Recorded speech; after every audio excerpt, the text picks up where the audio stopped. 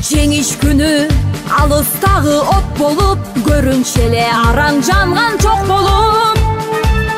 Өрттү чаңды кечип чабуул салганбыз, жеңиш күнүн жакындатып алганбыз. Бул жеңиш күн майрам, баары жыттанган адамдардын самайларын ак чалган, көздөрүнөн жаш кылдырып шаттанган.